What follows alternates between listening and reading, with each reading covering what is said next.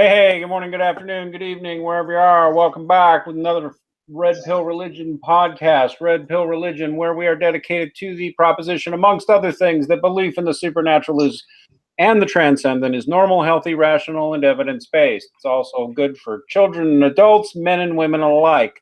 So please support our work on redpillreligion.com. Still working on that website, so it'll redirect you to escapingatheism.com, where we do take your donations through BitPal, Paycoin, and Maker Support, hopefully coming very soon. Please give us a like. Please give us a subscribe. Please tell your friends or enemies. Also, tonight we've actually got a double header. After we're done here, looking at a video by Ali43, Andrew Satelites will be around 9 p.m. Eastern. Will be bringing in a group to talk about ethics and the issue of ethics and how you do ethics, especially in a theist versus non-theist or atheist worldview. So be sure to check them out. I'm sure Andrew and probably Philosophy Tiger and Philo Monty, I think, will be in on that. But we'll see. Good luck for them. All right. So today joining me for this Deflating and Escaping Atheism is Mr. Deflating Atheism. How you doing? Hey, I'm doing all right. Everybody, please be sure to go over to his channel and like and subscribe. And since he now actually officially has more subscribers somehow than Red Pill Religion, if you're on Deflating Atheism, please come over here and to subscribe to Red Pill Religion. I'm jealous. Also joining us is our friend who has his own new channel that he's still working on, White Injun. Say hi, Injun. Ciao. And he has a female type person with him. And the pretty lady's name is Liz. How you doing, Liz? Doing good. Doing good. All right, excellent. Liz, you like looking at atheist videos? Still trying to get like a better understanding of everything. Oh, that's fair enough. That's fair enough. Yeah, you told me how to do it. The video we're doing today is actually one of the, and we're not going to be real mean to this guy because I don't see a need to be super mean to him. Unlike a whole lot of YouTube atheists, he's just telling his personal story. It's called How I Gave Up Religion. Huh? I found that kind of just endearing, actually. I mean, yeah, we kind of savage a lot of people, but just a guy just open. There's something kind of endearing about a guy opening his heart and just telling his story. No matter how kind of banal his epiphanies may be, but you know, I thought it was something different. Yeah, and 43 Alley does not appear to be what I usually call a professional atheist, or at least not much of one. In fact, he doesn't seem to have been doing many videos the last few years. This is an older one. And this was when the whole atheist thing was first getting super popular. And I think there were a lot of people like him at the time, huh? As it was cresting 2010, I mean, yeah. I would think, yeah, as it was cresting, and even, no, I don't know, it was pretty bad around 2012, 2013, and so, but it had, in any case, yeah, this is obviously not a guy who got too deep into the cult network. A lot of the professionals are in a cult network. It looks to me like he just got singed by him, and I would say he's just another one of those guys who grew up without a very good education, and especially on religious matters, and so he gave up in frustration. I can actually understand that. Heck, I was an atheist for so long. So okay, why don't we just go ahead and bust into this this video. We'll probably go a minute or so at a time, and if anybody needs me to stop, yell stop really loud so I hear you, but otherwise I'll probably let him go roughly a minute at a shot, and let's see what we get. Hey everyone, this is 43 Alley. And this is my story of how I broke free from religion. And it starts when I was a boy. I grew up in rural Appalachia in the South, where you can't drive 2 blocks without coming across 2 or 3 churches. Now, I had teachers push evolution to the end of the curriculum and then not teach it when there wasn't time at the end of the semester. In elementary school, which was a public school, we had missionaries once a week, which meant that this 90-year-old woman came in and she played church songs and told Bible stories for an hour. The only student who didn't have to go was the only Catholic student who went to my school. And all the other Baptists said, she's going to hell. I always knew in the back of my mind, something wasn't right about that. There were all these other denominations out there, and they all thought the other ones were going to hell. So what did that mean for somebody who worshiped a different God? All right, that's about a minute, and maybe we'll Yeah. look back. I just wanted to first give away, no offense, because I love people from that part of the country, but he grew up in Appalachia. All right. And I got me some Baptist friends, but he grew up Baptist. And so, to be honest, 43 Alley, you don't have a very good religious education. I'm sorry, but you don't. And that's okay. But one of the things he just said that, and anybody else feel free to jump in. You've already made an error. By the way, I'm Catholic, so thanks for sticking up for me. Not everybody here is Catholic. But I got Baptist friends. I got Anglican friends. I got Mennonite friends. I got friends of a bunch of different denominations. And we don't all think everybody else is going to hell. Yes. That is a belief that is very common in certain Baptist and what I would call Baptist type churches. That is a common belief among some Catholics, although if you really dig into it, you'll find that Catholic teaching is, you teach that all non-Catholics are going to hell. That is actually a heresy. Yes. The way we see it is actually complicated, and to a certain extent, it's like we don't ultimately know. But it is not true. You will find some strains of Christians who will insist they're the only ones and everybody else is going to hell, or all the Catholics are going to hell. That's actually common in Baptist circles. But not all Baptists think that way at all. And I just told you Catholics. So no, most denominations don't actually see it that way. So that's an error on your part. Although I'm sure you know some Baptists and some other Bible thumpers who do think that way. But again, he just needs to learn more. What do you guys get out of that? You said it. I mean, I didn't really have a whole lot to add to that, other than that. No, not every Christian denomination believes that the believers of every other denomination are going to hell. Yeah, and in fact, I would have to think that that's probably even something that like the Baptist kids were probably doing to the Catholic to tease him or her. And you might see the same thing at a Catholic school, by the way, because that's the kind of little kids will seize upon anything to ostracize another kid. So I mean, yeah, religion could be one thing. I mean, it could be anything. Also, do you want to make note of the fact he didn't actually say that much when we said that there were just like all these churches? I find that like a lot of atheists just feel very put upon just by the mere presence of religion in their lives, where there are like churches and billboards and stuff. And so it really, I think, speaks to a very kind of anti-theist kind of impulse on their part, that they just don't like the fact that other people can express their religion.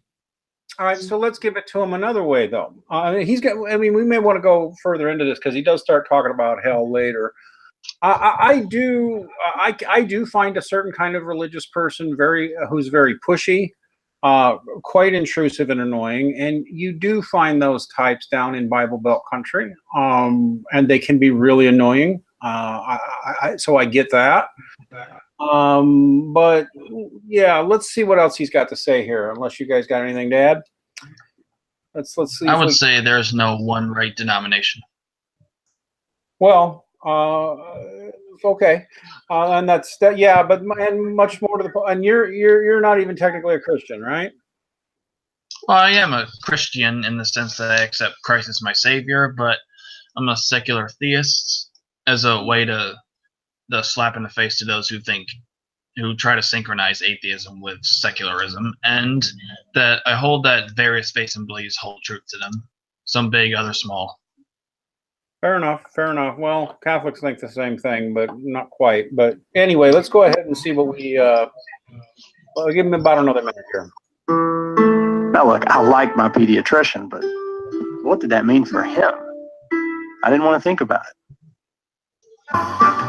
It's a lot like Santa Claus. I remember one weekend driving with my dad to deliver a bunch of baseball equipment to about 10 or 15 different houses.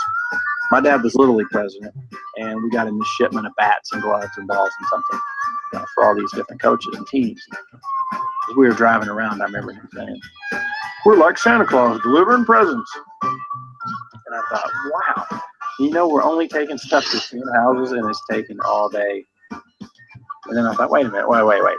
I have 30 kids in my class. There are 2 other classes in my grade. That's 90 houses. There's other grades in my school. There's other schools, other counties, states, countries, continents. Dad, how does Santa get gifts to billions of kids in one night? Oh, God. Oh, Santa Are we Claus. stopping it there? No, I'm going to let him finish this on Santa. Magic. I'm going to talk more about it. How is it possible to hold all those toys in that one single sleigh? Okay, we're on Santa now. I know what's coming up next is Noah's Ark. Now, actually, you're laughing, but I'm going to back it up for a kid who grow up without, basic. Look, one of the things I would want to point out to him is that if he learned more traditional theology, yes, like from Catholics, or just to be honest, from even like Lutherans or Methodists,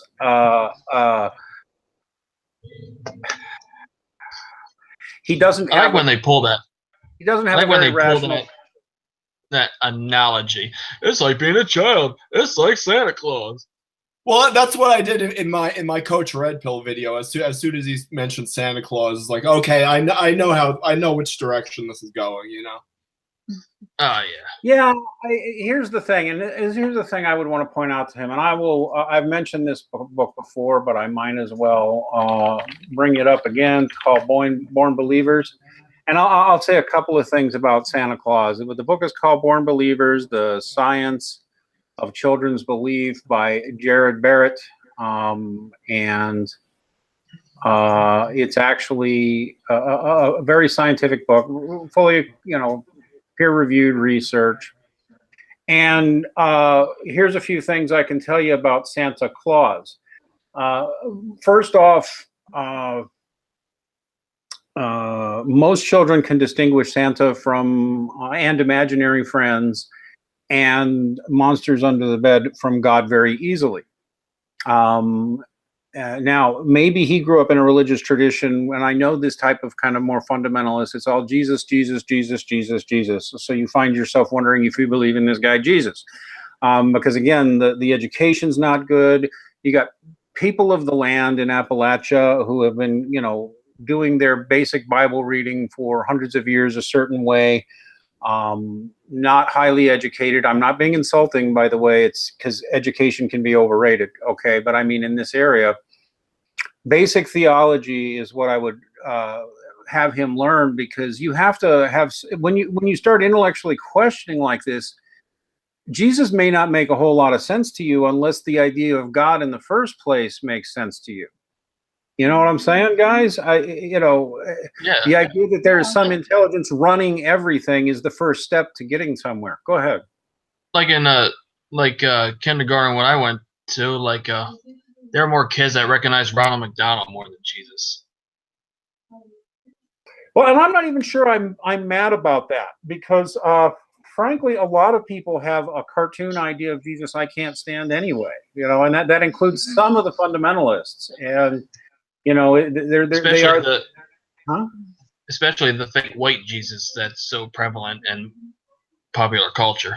The what? Yeah, you have to be able to dissociate those things, just as you have to be able to dissociate, Da Vinci's or Michelangelo's, image of God from the timeless, transcendent God of the monotheist faiths. I mean, yeah, you have to understand that there are certain liberties that are taken in those depictions. Yeah, that was just symbolism. Yeah, let me make sure that Axel at least gets to hear this at least once from someone who wants to explain it to him. The idea of Christianity is not that some guy ultra powerful called Jesus came and killed and got himself killed. You know what? Let's look at a little more of his video. But the Santa Claus comparison doesn't work unless you think Jesus is just a guy and you got no good idea of what God would be like in the first place. The Christian idea is that God chose to take human form. That's an important, that's who Jesus Christ supposedly is. God, who already existed, decided to take human form. God doesn't have a body naturally, just so you know. But since he made everything, he could make himself one, and that's what Christians think Jesus is. And there's lots of people who believe in God, by the way, who don't believe in Jesus. But I don't know, Yeah, well, that's what I always say to atheists. And I mean, yes, there are atheists who were one day walking down a city street and heard a church choir or something and walked into the church and then immediately fell to their knees. And so I don't trivialize those kind of experiences at all. But when I have the typical atheist who starts saying, well, why this religion rather than that? My kind of stock response is just assume every religion is wrong.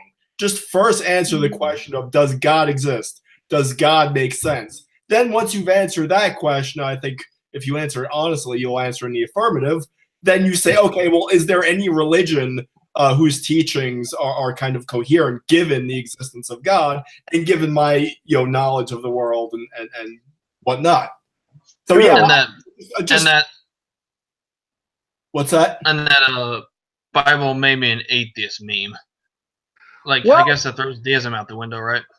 Yeah, it does. Right. Yeah. It does. I will say I have real sympathy for the Bible made me an atheist people. I do, to some extent, but only to some extent, because really, find the smart people who can explain it to you better is what I would say, so that you at least understand it. But I mean, yeah, I actually, I'll say that when I was an atheist, when I did read the book, I found it unconvincing when I read the Bible as an atheist. And I wasn't even being, I mean, I don't know, emotion plays into all that, but really, I just didn't see why you'd see there was a God. So I found the Bible unconvincing.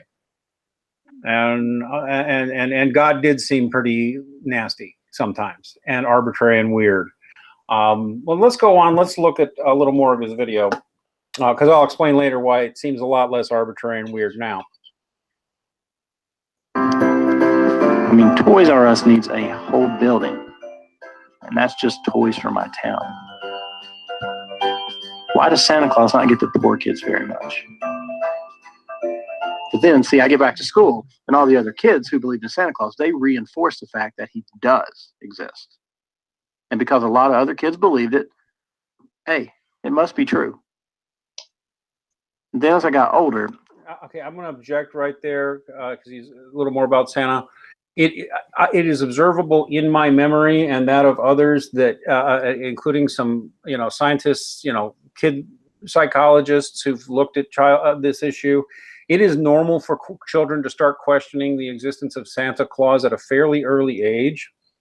And while some of them get crushed when they find out there's no Santa, it's actually pretty rare to be crushed to find out there's no Santa, because most kids actually start questioning at a fairly early age and start to figure out that there's a game afoot. And they figure it out on their own, or often the other kids will tell them, and then they'll go back and forth arguing, is there a Santa or not? Oh, yes, there really is. And then they'll tell another kid, oh, I'm not sure. Oh, no, it's my dad. I mean, I'm sorry, I really want to know if all the kids in his school were so unquestioningly that those conversations I remember having in like first grade. Yeah. I mean, what is there really a Santa? And you always had the older kids or the supposed mean kid who would be grinning at you and giving you the bad news that there's no Santa, and you'd have the other ones try. Yeah. Kid who would sell you firecrackers. Yeah. Yeah. So this is a little, it's a little lame. Were the kids there in Appalachia really that not like the kids when I grew up in Chicago or Texas? Same with the Easter Bunny. Yeah, exactly the same with the Easter Bunny. Very few children wind up crushed beyond belief when they find out there's no Easter Bunny.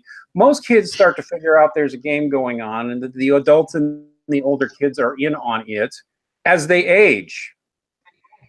Which is like a valuable exercise for the kids of just figuring out how the world works, and saying that maybe the things that people say aren't always the truth, and that could be useful. I have no memory of ever believing in Santa Claus, but I do recall believing in the Easter Bunny to a protracted age. I do understand kids who grew up in abusive, and I'm not saying he did. I do understand that kids like myself and many others I've talked to who grew up in really abusive, chaotic environments felt real betrayed by the whole Santa thing, but that's kind of because he's going to be a kid dealing with a lot of betrayal and a lot of people lying to him. So he's just going to add Santa on as another lie. And I actually think that's why they sometimes add God on as another lie. But I'm not saying that's him. Money and Tooth Fairy also. Yeah, really. How were you really crushed to think there was no Tooth Fairy at all? I was like, no, really? It's Santa syndrome. Dad's been putting the money under my pillow.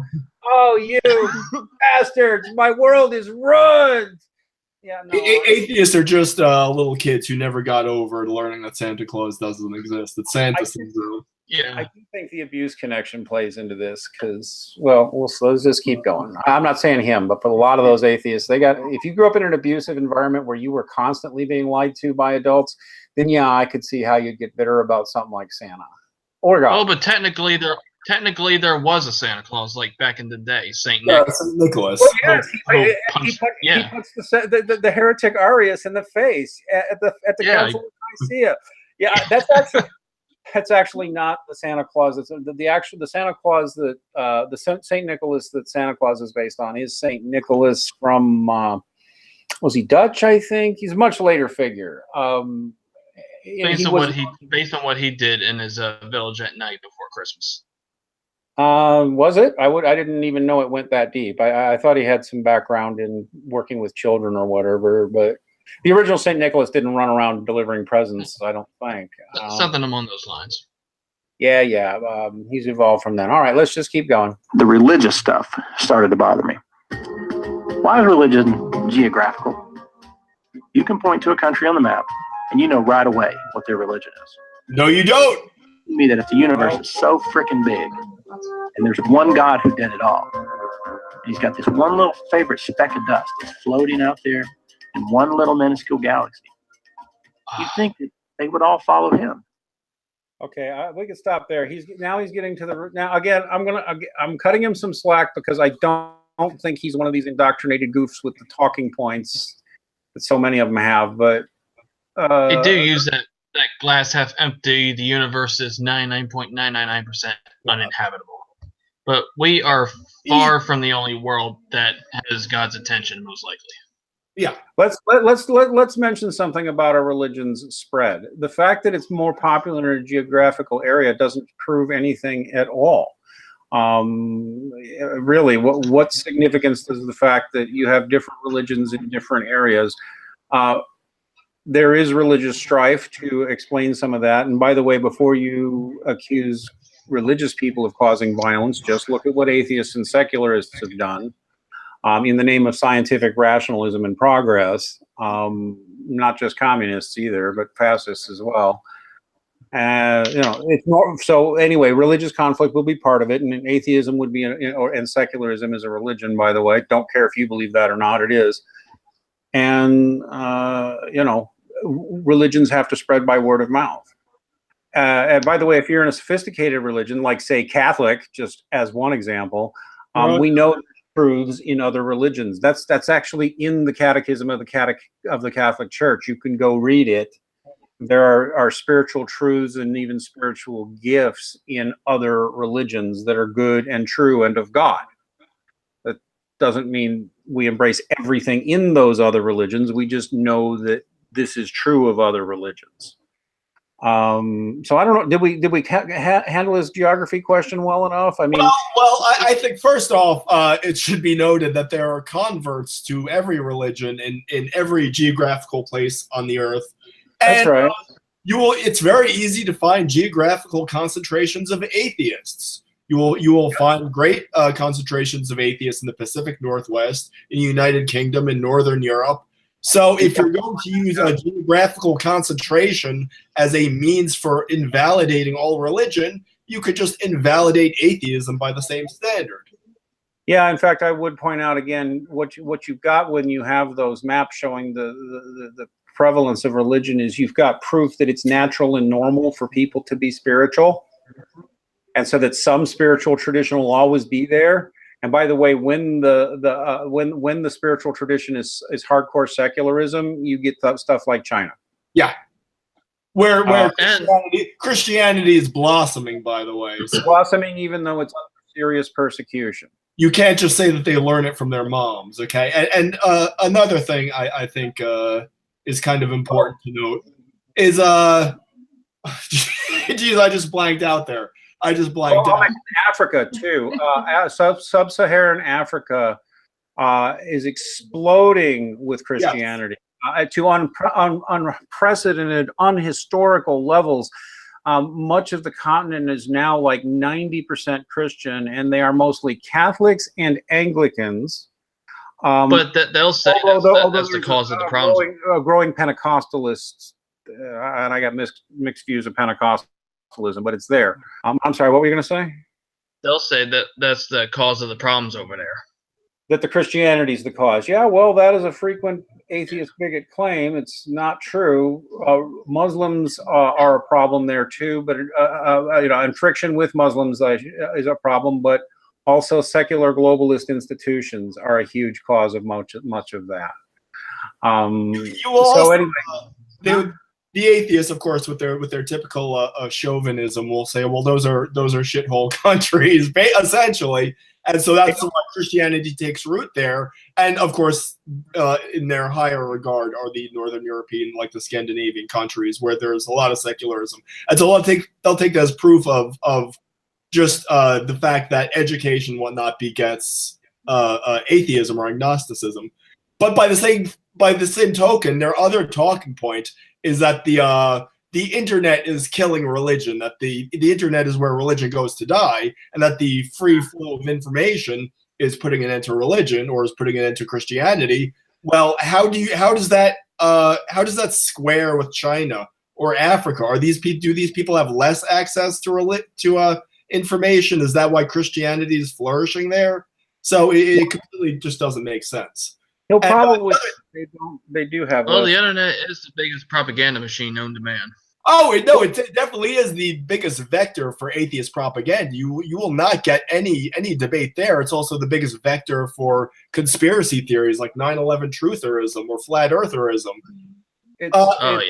Yeah, and I will say atheists had money and clout and organizations, and actually went out specifically to bully Christians off the internet. And we got evidence of that if you ever want to hear it.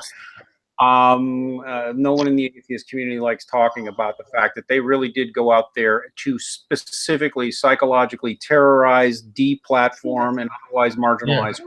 Didn't you say something like that? Harass and blackmail. Harass and blackmail. Yep.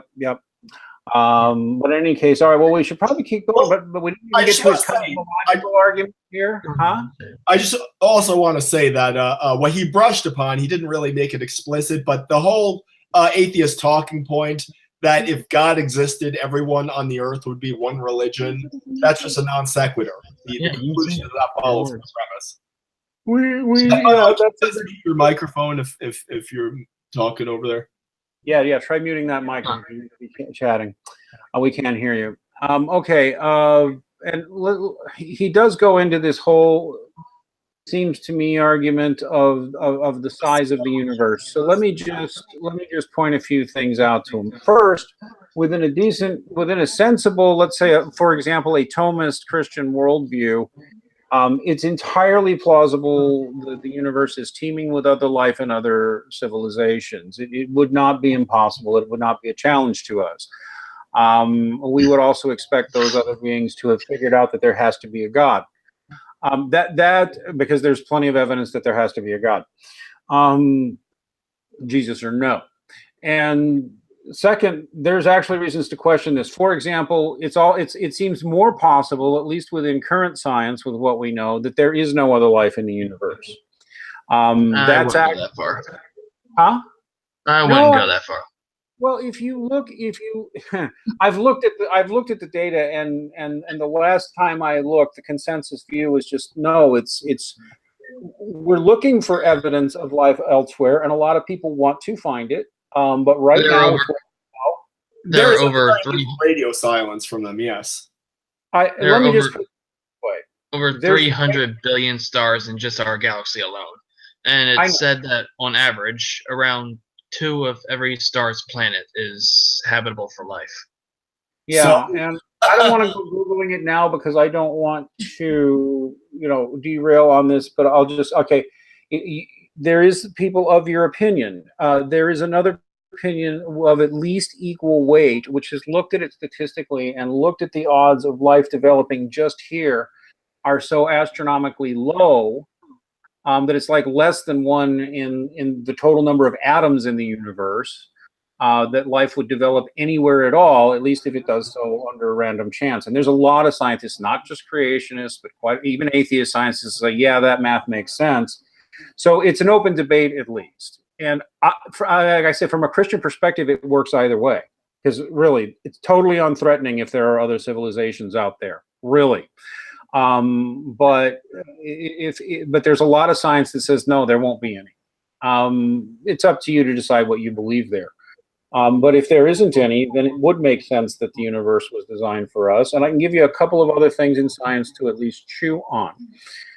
If you look at something called the universal, I can't remember what the full phrase is, but the geometric mean, of humans, from the smallest particle that we can measure, from the smallest particle that we know of, to the outer limits of the universe, we are exactly geometrically in the middle. Human beings are.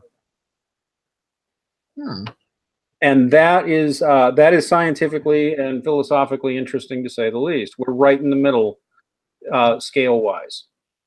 Another thing to look into is something called the digital physics theory of the universe, and quantum physics generally, but especially digital physics.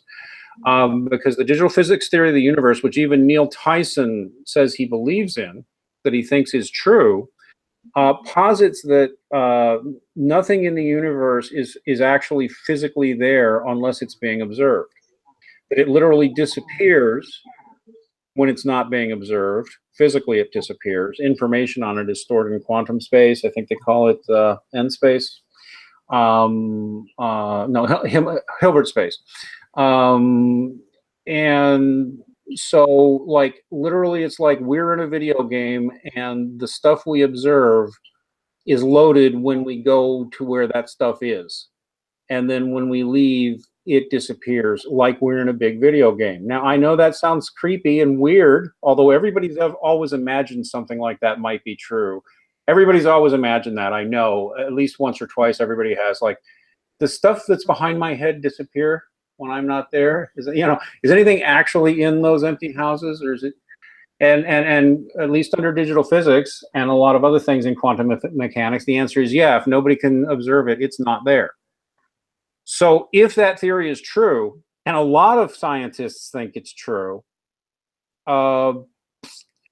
then looking at a galaxy far, far away would be like we're in The Legend of Zelda, and we look up in the sky. They're in Skyrim, or Skyrim, another example, whatever, any video game you want.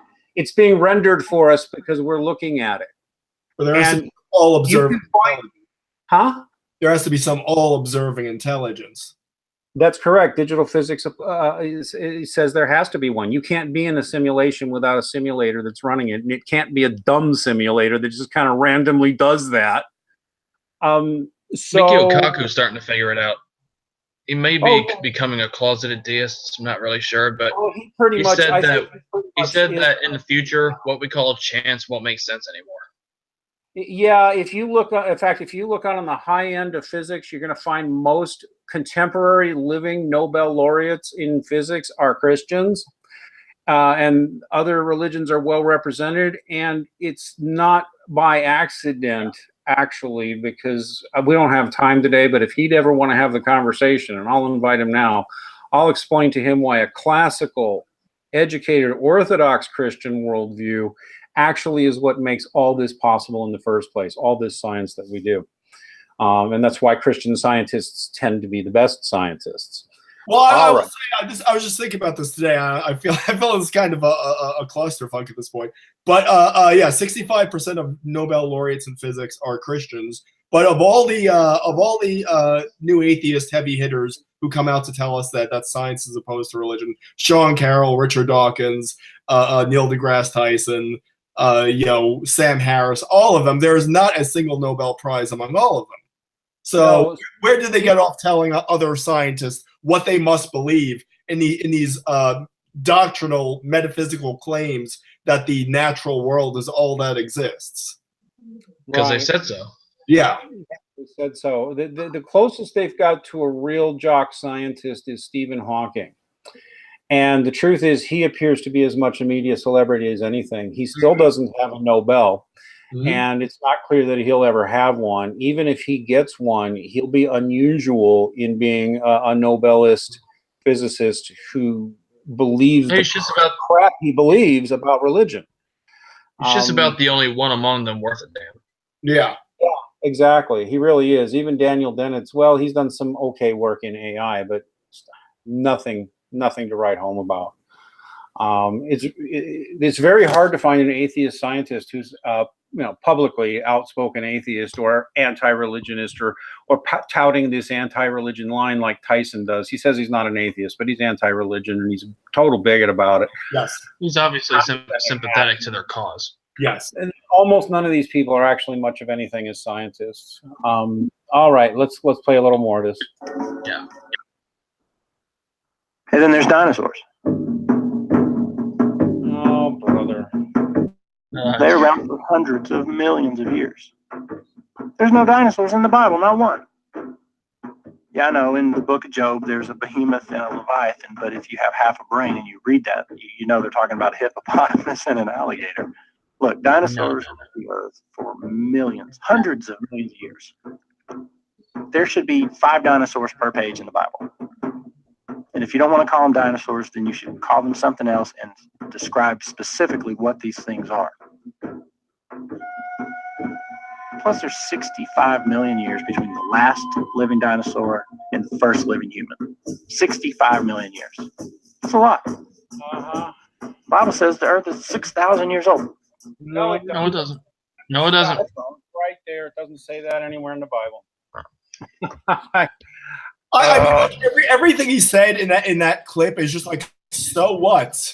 What does that mean? What consequence is that fact? What if God just wanted us to discover things, so he put stuff out there without telling us so that we could have the joy of discovering it? I mean, how about that?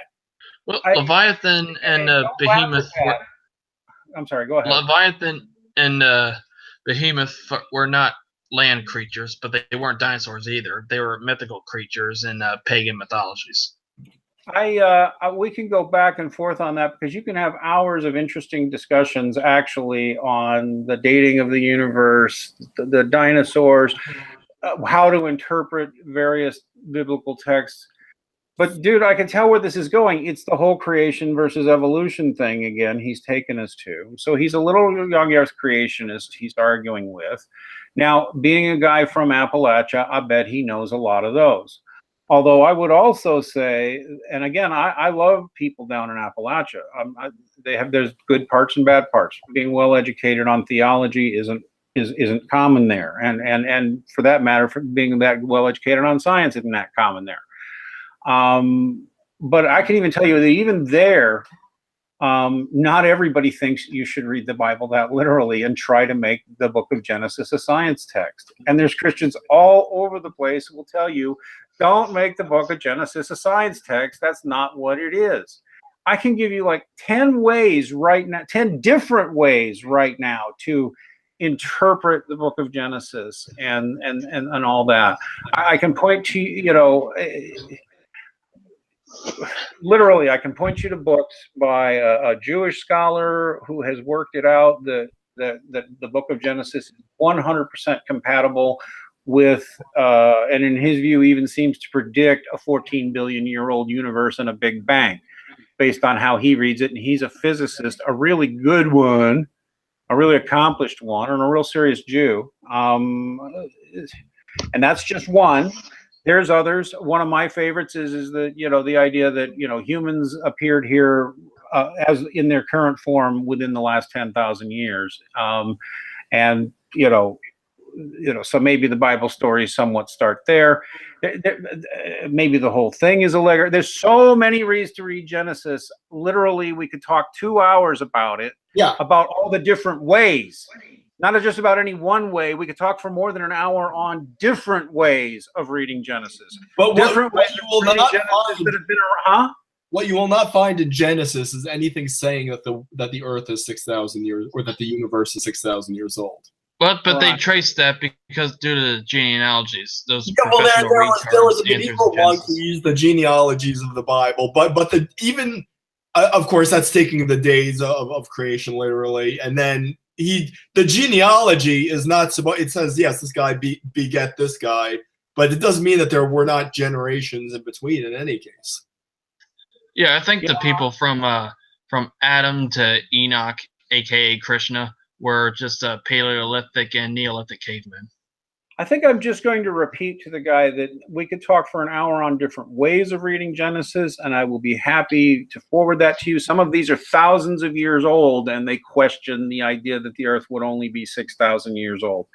And many did think it was kind of a literal 6,000, but they were still doing it with spiritual writing and going with the symbology of what 6,000 would mean to them and stuff like that. Nobody thought it was a bloody science text. Well, some did, but you know what I mean. I'm sorry, go ahead. I will give you a hint, though. The Cambrian explosion happened on the 5th day. Oh, okay. Well, that's another, because see, there's all kinds of interesting ways they interpret it. People get so lost in this. All right, let's see if we can, hopefully it gets to something more interesting. We've been going almost an hour, so I don't know if should we finish? Let's see. 6,000 has happened 766,666 times. It's satanic. Why is the God in the Old Testament such a prick? Why did people back then have to sacrifice bulls? Why does everybody think Noah's Ark such a great story? Okay, stand the sleigh again. All right, I can't do Oh, this. God. Okay. I thought you liked this guy. I thought you liked him. Oh, well, I don't dislike him. Again, I'm still being sympathetic, actually, because I remember reading the Bible and thinking God seemed like a real prick. Hey, So what's I your don't know how to get over that hump exactly. what's your response to those who think they're in any position to judge God? Who think I judge God based on my empathy, and he's a monster. Right, and an important fact to say is, well, okay, you as the atheists pretty much are going to believe that our entire existence is driven by mindless, mindless forces of physics. The quarks, or just the atoms and molecules, if you will, the result of the laws of probability. We just kind of appeared in the middle of all this noise, right? By random chance that we got lucky too. Why aren't you cursing the horrible, awful laws of physics that cause people to die and suffer and have pain? Why don't you think the universe is hideous and awful in that blind, uncaring universe where nothing means anything and you get to be snuffed out like a candle? But at the same time, why is that a better view, for starters? I'm sorry? Sometimes they do show their hand. It's like Richard Dawkins said that the universe is just governed by blind, pitiless indifference. Yeah. And I think what happens is they take a lot of their disgust at their own worldviews and project that out onto believers. I think they're just frustrated with how unsatisfied they are with their own worldview, that they just channel that into rage towards believers. Anti-theists have always been a glass half empty kind of people. Yeah, and let me just point out that depending on who you talk to, and by the way, we got people going back all the way back to Origen, almost 2,000 years ago. I can't remember exactly when Origen was, but he's just one example. Who even said of the tales, I mean, we're not actually required to believe all the Old Testament tales are literally true. That these Old Testament tales, they are capable of things like metaphor and simile and spiritual messages. And now Jews will give a different answer on things like Noah's Ark. Let's say something cruel in the Bible like Noah's Ark and everybody getting drowned. But the Christian answer is that we have to read any such tale, or let's say the tale of when they wiped out the Amalekites. because that's a Yeah. stronger, more interesting tale. Some call it a genocide, but it was really just a small tribe. But some people, we're supposed to read that through the blood of the slain lamb and the mercy of Christ, and read the ultimate message behind that tale without necessarily having to take it literally.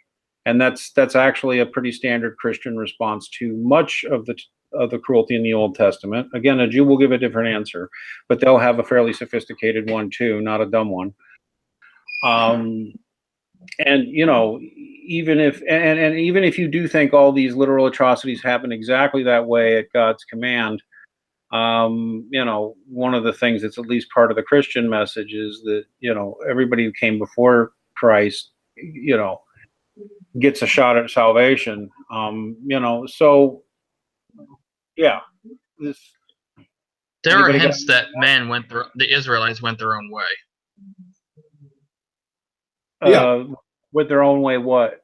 Like after God gave them the 10 Commandments, and then Moses got pissed off when they made the golden calf and smashed it and rewrote the 10 Commandments, but in a different way. Like only 2 of the original commandments stood, but the other set of commandments, along with the 611, 613, some Israelite laws were actually from the codes of Hammurabi and Namu and them. Well, that's another thing with literalism, is that all those Levitical imprecations to stone people. Of course, there's no evidence anyone was ever stoned because of these laws. It was a form of overstatement, kind of.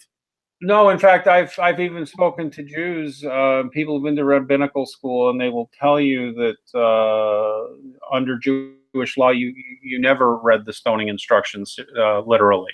Yeah. And that an actual stoning was actually pretty rare, which is why, by the way, I've even had Jews agree that even though they don't believe the Jesus stuff, but there's this tale where there were some people who were going to stone an adulteress, and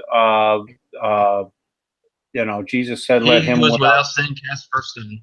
Yeah. Right, and then they all wound up leaving. Well, what a Jew who's been to rabbinical school has told me, and another Jewish friend of his agreed, is like, Jesus' answer was fundamentally correct, because a literal stoning at that time, or at any time that they're aware of, a literal stoning would have been completely illegal, and those were vigilantes. Mm-hmm. So, even learn something about the Jewish religion. They've never read their texts as literally as basically your fundamentalist friends in Appalachia do. Or atheists, who often began as fundamentalists, yes. Read it exactly the same way. Yep. Okay, let me see what I can do here. Let's give them well, we are going to run past an hour here, which I don't normally do, but I want to at least get into the stuff on hell. How could all those animals fit into one ark? I should push it forward, you think? Yeah, because he's reading Noah's Ark literally. By the way, historically, most Christian sources I'm aware of think Noah's Ark probably didn't literally go to the top of Mount Everest, that it was more that the biblical writers they weren't trying to send the message that way. They weren't trying to be that literal. But the flood on which the narrative was based on actually did happen, but it wasn't global. I'm sure it was, but I mean that's a figure of speech we use even today. We say it floods the land because we could still use land interchangeably with earth. And so like the people lived in the Persian Gulf and Mesopotamia, Samaria. That was the world to them at the time. Just like Egypt was its own world, China was its own world. Yeah. I mean, we could use land. We could use land in a kind of localized sense even today. So it's not a. And if the Burkle crater theory is to be believed, that it was a meteor that caused the flood in like 2800 some BC, where not just the Persian Gulf, but also parts of India and East Africa were also flooded. So it was a catastrophic deluge of epic proportions, but it didn't flood the entire world. No. He has a little thing in here where he talks about how for a while he was calling himself an agnostic because it wasn't safe to call himself an atheist. I'm like, it wasn't safe yet to use the A word. And I'm like, give me a break. That may be true in some parts of the country, but son, I was an atheist for a long time in places like Chicago and Texas and otherwhere. And people might have found my atheism a little odd, but I was never persecuted. Okay, so maybe you were. I don't know, but have you looked around? Persecuted as a Christian today, yes. Right, and now you get bashed for being a Christian. Yes. So you guys won. Now you're in charge, and you get to bully Christians, which happens all the time now. And they laugh at us when we complain about it. By the way, have you noticed? All right, so let's see what we got here. Still couldn't use the A word back then. There you go. Couldn't use the A word. I think the thing that actually did it for me was just taking the time and sitting down and thinking about the concept of hell. It is the most grotesque, insulting, mind-numbing, ridiculous concept that anybody could ever come up with. But there's this place, okay? If you don't follow a certain rule or pray a certain way to a certain God in a certain manner and say certain things, that you go there forever and you burn in pain and agony for eternity. Now, meanwhile, your friends and your family, they may be there with you, but you won't know it. Or they may have done the right things. They'll be in heaven.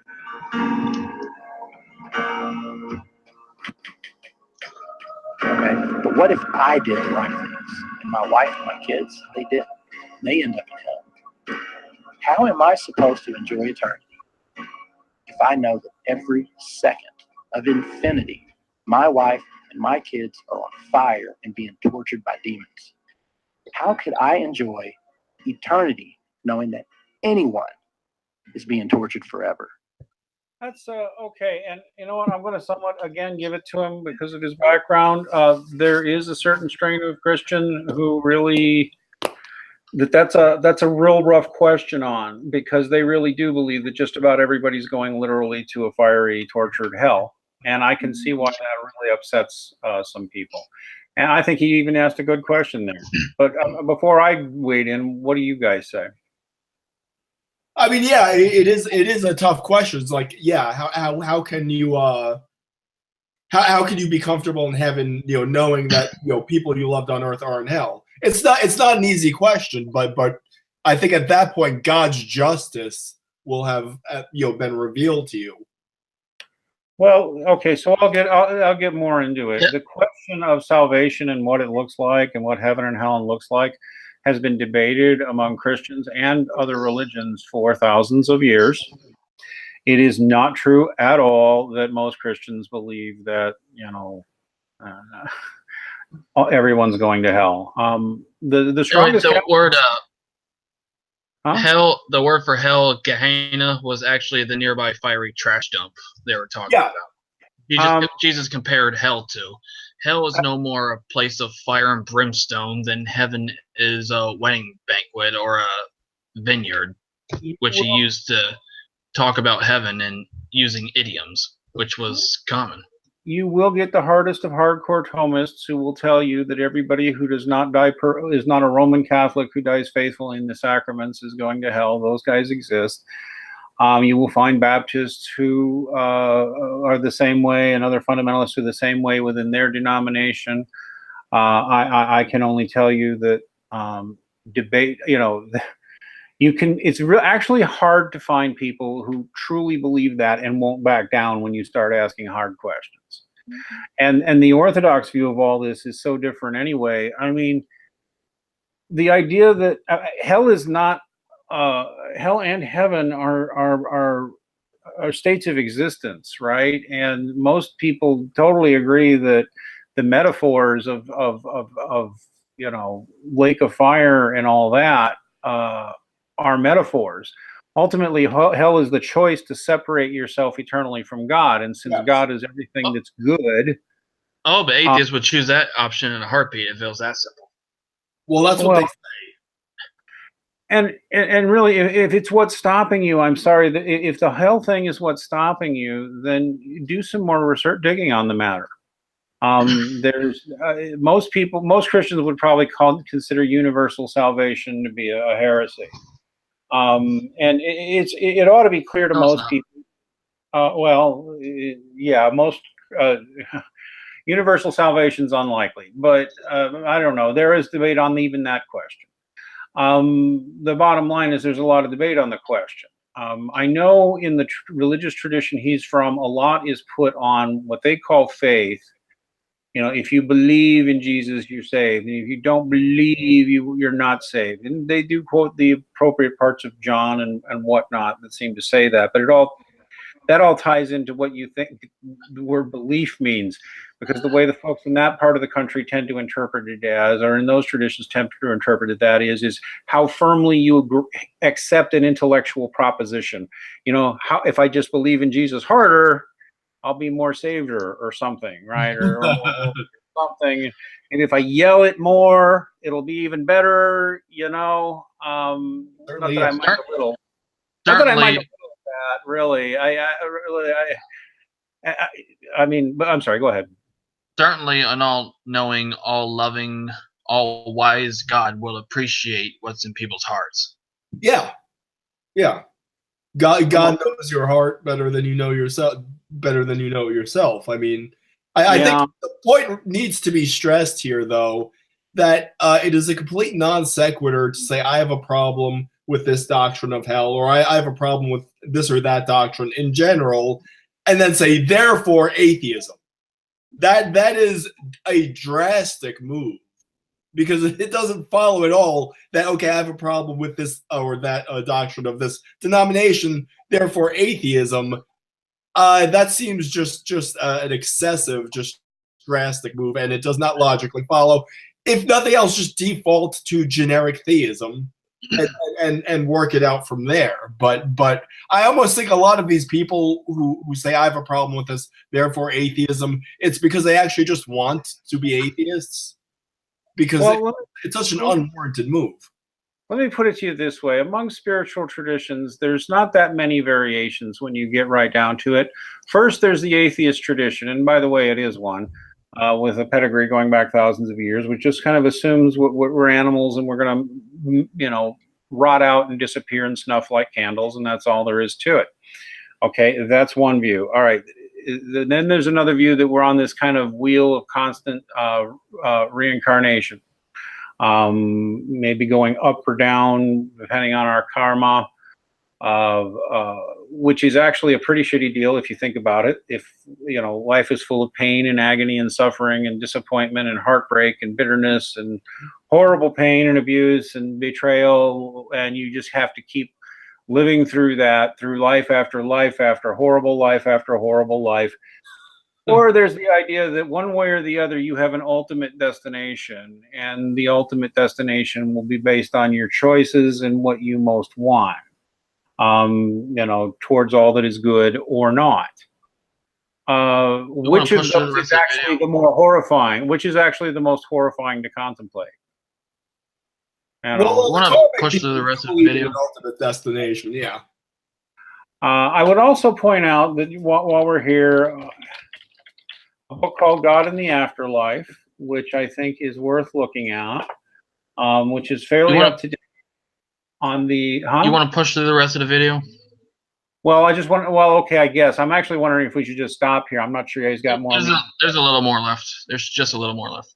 All right, I will point out this book, God in the Afterlife, which affirms, by the way, in near-death experiences, a minority but a significant number do report a condition or state or hell, and warning people you don't want to go there. Yes. Scientific data. And by the way, the data does not appear to be religion dependent, which is troubling to some Christians, but whatever. Just might want to look at it. All right, let's see if we can I think it's worth pointing out that every argument this guy has used so far is a seems to me argument. It's like, I don't like this idea, therefore I'm just going to reject it.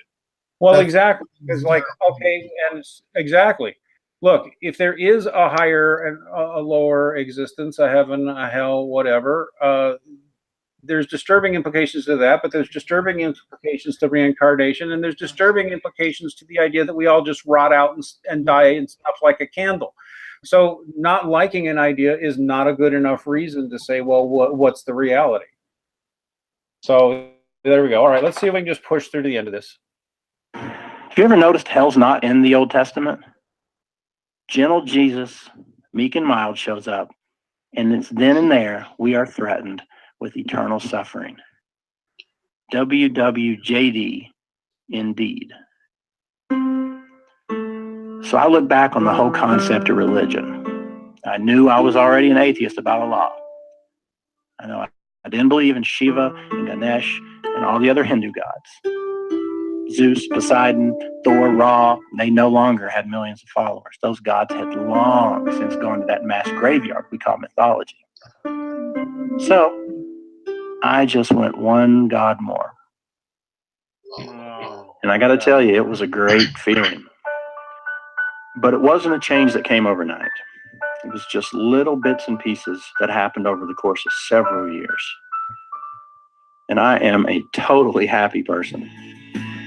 I'm a totally moral person. Really. I've got a great family. I've got a great job. I can do these videos for one thing every once in a while. I donate to charities. I push my shopping carts back where they're supposed to go in parking lots. I And I don't live my life like worrying about what's going to come next. That's probably the best thing that came out of all this. I can enjoy the here and the now. Every moment's great.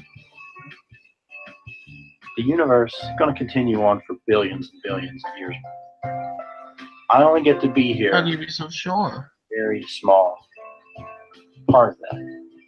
And that is great. I am so lucky to be here. Okay. I look back on my childhood with a smile. And I still, every once in a while, read the Bible. I'm actually pretty daggone familiar with it. I just look at it as a history book written by men who are trying to figure out their place in the world. Not as a guide how to live. Not as the end-all and be-all of human existence. It's a book. And it goes on the shelf with other books. Okay, well, like I said, this is far from the worst atheist video I've ever seen. I think he's pretty genuine, and he's just suffering from a lack of education, and that might upset him, but it's just true. Jesus did not invent hell. The concept of hell is in nearly every mythology. I'm afraid it is. That's another thing that people need to figure out. The concept of hell predates Christianity. It is not mentioned in the Old Testament specifically, although it's hinted to and alluded to. It is not true that the Jews have no concept of hell. Contemporary Judaism doesn't really sit well with the idea of heaven and hell because their whole idea of the afterlife is, let's just say, more ambiguous. But they know that people are going to be facing justice. That's what they believe. The people will be, people will face justice for their sins in the afterlife. They believe that. And if you look, hell was an extant belief among Roman pagans, among quite a few other religions. It appears that people naturally develop a belief in something like hell and something like heaven. They tend to naturally develop that belief. It's found in every culture. It is not an invention of the Christians.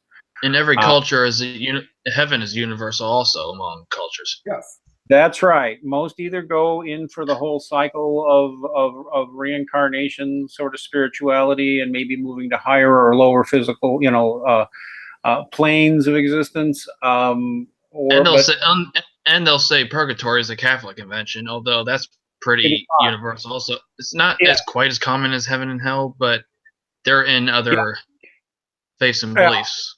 Purgatory is actually not just a Catholic thing, at least if you take away the word purgatory. Because a lot of people fight it just because they don't like the word. For example, the Eastern Orthodox don't believe, they'll tell you they don't believe in purgatory. But then in between border dimension. What they believe in is a state between heaven and hell. Okay. They basically agree that there's something like purgatory. And there's quite a few other Christian traditions that do. So it's not true that Catholics invented that one either. And you're right. It is found in other religious traditions that, we'll go and then we will be paying off the debts of sin that we owe. And then we'll go on to whatever's better. It's either that or you get the more rough idea, like, say, of the pagans that, once you're in hell, that's it. You're in Hades forever and giving whatever torment you're given. And I do know a lot of people get psychologically traumatized, especially as children, by being threatened with hell. So, I mean, I know that is a root cause of some atheists distress, because they wind up in this place where they hate a God who would do that to anybody. And so I get that objection. I do. I just think that if you look into it, you find out that ideas of salvation are much more complicated than that, and subtle. I'm sorry, what? No, I forgot what I was going to say. Yeah. But I mean, if there is an ultimate destination, yeah. That I just go one God further argument, as if God itself even remotely comparable to the pagan gods. No, it's really not. It's insulting to the pagans. Their gods were just pathetic material beings who would still be reliant upon God itself. Well, yeah. I mean, it's a little more tricky than that, but yeah, because. Yeah, I've mentioned this a few times. I'll mention it again. The Stoic religion and other, others who were into like Zeus and Apollo and all that, the sophisticated ones believed that Zeus was actually the prime mover, described by Aristotle. That Zeus was timeless, beyond time, beyond space, and in control of everything. Same with certain Norse people and how they pictured Odin. Yeah, and they very much they believed he had no body, but that he might physically manifest. The Egyptians, how they saw Aten, that monotheism that was very temporary. Monotheism is an extremely common idea, and indeed there is a reason to believe monotheism is older than polytheism is. And that it is more common than polytheism, and also most polytheists wind up with a monotheist root eventually. When Hindus have a monotheist buried at the very bottom of their supposed millions of gods, there is the Brahma, who is the great mind. Brahman, that is a great mind that dreams the universe, and the entire universe is in the Brahma's dream. And we could go an entire hangout just attacking the one God further argument on philosophical grounds. I think on historical grounds, there's a much more succinct argument to be made that if they're saying that monotheism is just kind of the terminus of all these other polytheisms, and that's bound for extinction too, we could simply point out that monotheism has at least a 3,000-year tradition, and many of those pagan gods have come and gone in those 3,000 years.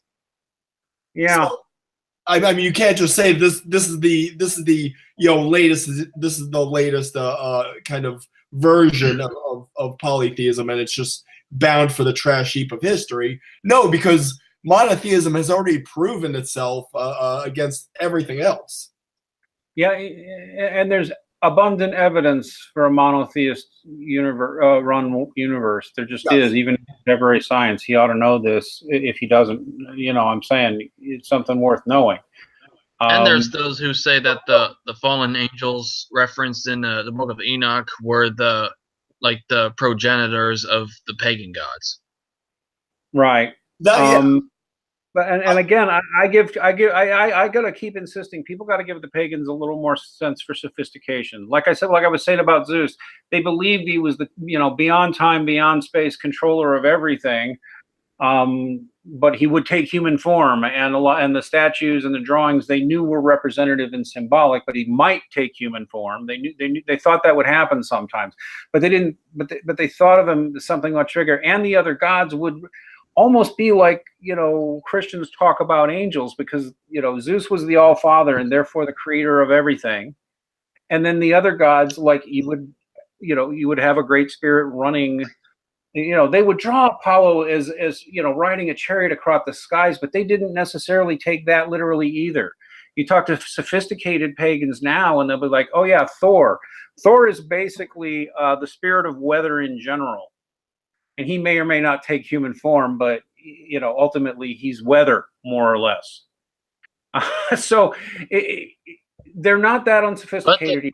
Really not. They compare God itself to the other gods, even though they all had limited attributes, a certain power. They ruled a certain region in the world and were born of higher beings who themselves were born of higher beings, to look like humans, look like animals, sometimes both. But there was an unmoved mover, an uncreated. And we're all male, and we're all either male or female. Yeah. Yep. To believe that, again, the idea of the unmoved mover, the uncreated creator, the alpha and the omega is actually found in many of these other religions. You mentioned the Bantu's tradition going back 10,000 years.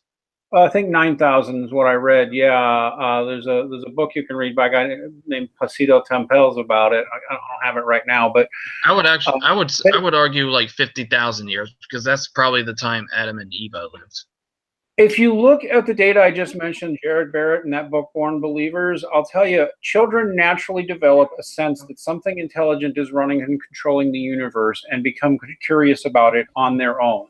And they can distinguish that feeling that something is running everything from any of those other, Santa Claus, whatever. In other words, we're born to sort of seek this spiritual thing. We obviously evolved that trait. Some children lack it, mostly autistics. But yeah, it is a natural evolved trait to seek this thing. And you've got no right to call it a delusion. Now, maybe you got some people who read the Bible like an idiot, or have just always read it primitive and never gone beyond a primitive read. I don't know, but then people had it wrong until the atheists came along. Yeah, the atheists came along and made it safe for us to be atheism again. Just like the feminists came along and made it safe to be a woman. Finally, the atheists came along and made it safe to be atheist, supposedly. That narrative just needs. They gave us evidence and reason and logic, whereas people just automatically believed anything they were told until the atheists came along. I mean, how did Bertrand Russell ever get published if it was not safe to be an atheist? How did Nietzsche get published? How did the Marquis de Sade get published? How did David Hume get published? How did Sartre get published? How do you think Nietzsche or How do you think Nietzsche or Sartre react if they saw the anti-theists of today? They would probably never stop puking.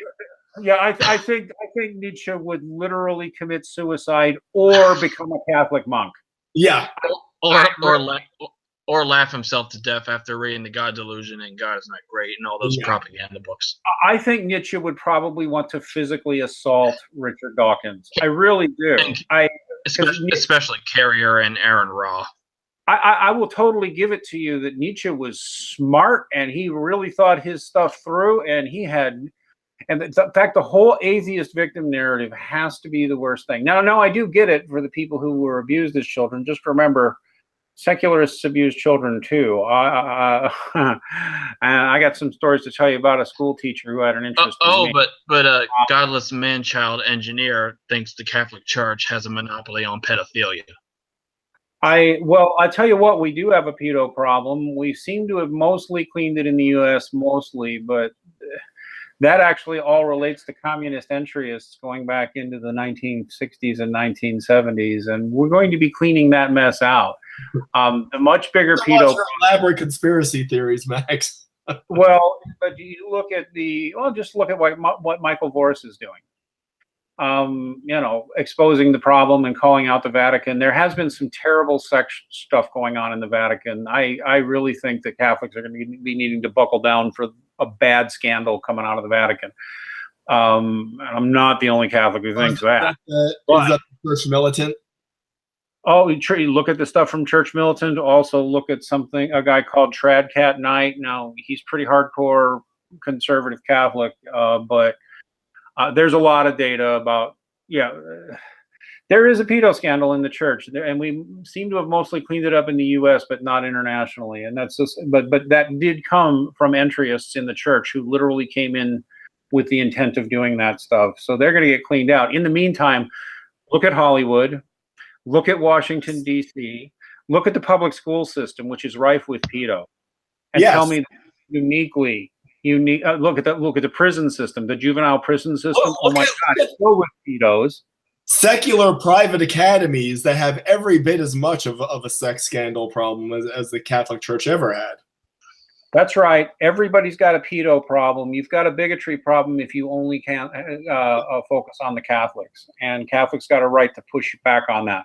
Besides, Catholics are actually trying to do something about it. What is the atheist community doing to clean up pedos everywhere in the secular system? Because it's demonstrable that the secular, government-run schools and other facilities have a bigger problem. I made a discovery this last week. Talk to me about the Catholic-hating pedo who came after me when I was 13 in the public school system, and his cop wife, and his buddy who worked at the city transit system, where they would like to collect wayward kids at the public school and the bus stations and the train stations. But I'm sorry. Now we're getting off on godless engineers rant, this is not. We've been talking about Axel. Oh, sorry, what's he called again? 43 Alley. I kept calling him Axel, I think. I apologize. Yeah, I didn't mean to. We just got dragged in by a commenter on that one. The bottom thing I would say to 43 Alley here is he should look at just how hateful the atheist movement has become since he made this video almost 8 years ago. It is an older video, popular one somewhat, but it's, again, I think he actually got caught up in something that was popular, and I wouldn't even be surprised if the cognitive dissonance has caught up with him. Like, even if he's still not religious, he's probably noticed there just ain't much to say about atheism, and atheism doesn't do anything to make much better. I don't think he's been on YouTube for some time. His last video was 7 months ago, but I would say to him, if he's ever been rethinking that, like, really, I would hope he would think about just how ugly, nasty, and abusive the atheists are in social media and on YouTube, because they're incredibly nasty.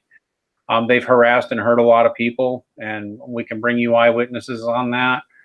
Specifically for the crime of being religious, only atheists run in groups to harass Christians that I can find on social media. And I'm sorry, when I hear about supposed Christian harassment, I'm the only one I know of who does anything that could be called that. Well, me and Deflating. And even then, we usually don't go after people who haven't already published something nasty. Where we're usually responding to something far nastier than we're actually saying. And there's a reason both of us are anonymous. So, well, that's right. There's a reason most of the Red Pill Religion team is anonymous. I'm actually not anonymous. In fact, the atheists go out of their way to use my legal name as much as they can, because they know that makes it turns up in search terms. And so Hey, Dean, what you doing, Dean? You on your meds, Dean? That's another What's wrong, reason. Dean? That's another, and that's a psychological technique that actually is known to be a way you abuse somebody. I mean, they teach that to you in schools on how to torture and dominate and manipulate people, is to use their name over and over again like that.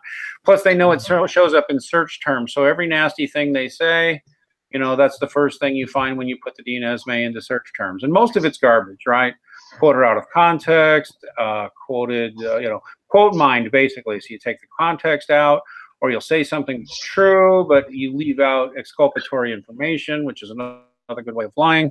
I got lies from me all over the place, written on the internet by angry atheists who aren't being honest, angry feminists who aren't being honest, and a few wealthy moneyed interests I offended back 10 plus years ago when I was doing journalism work, investigating the pharmaceutical companies, where they started smearing me as an AIDS denialist and anti-gay, which was always just garbage. But when you go up against powerful drug companies, they smear you and make up lies about you. So they like using the name, and they do that to other people too, specifically so they know your name will come up in search engines. Employers will look for your name, and they'll search on the internet to see anything about you, so you can lose jobs because of that. And again, they smear your reputation and say things that are half-truths and thus gossip all over the place. And I'm not their only victim. This is why I do advise people to be anonymous, at least until this stuff gets exposed, because when you see people being doxxed like that and see smearing campaigns like that going on, they almost always go to skeptic atheist groups. They really like, because people who call themselves skeptics like doing that kind of work. They do. Just look at the Candid Affair. Just look at what C.J. Werleman has exposed Sam Harris is doing. The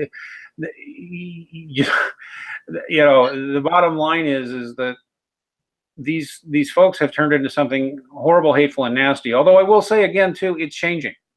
It's changing. I think most of the political impetus behind atheism was from like, to be honest, I think it was from leftist social justice forces that were pushing atheism as their central narrative, and that's why so many of these young atheists really do seem to think they're in a victim group because they're atheists.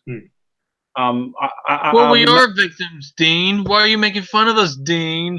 You should. Yeah, right. You should be medicated and not on YouTube, Dean. Medicated out of your faith, like Peter Boghossian says. Yes. Yeah. I mean, I would actually ask, 43 Alley here. Do you actually go with these atheists who talk about taking people's children away for teaching them their religion? Who talk about medicating people and putting them in asylums, denying them job opportunities because of that, because all that stuff's happening now. And so, anyway, as for the Dean thing, yeah, that's my legal name, but my friends call me Max, my enemies call me Dean. You decide which one you want to use.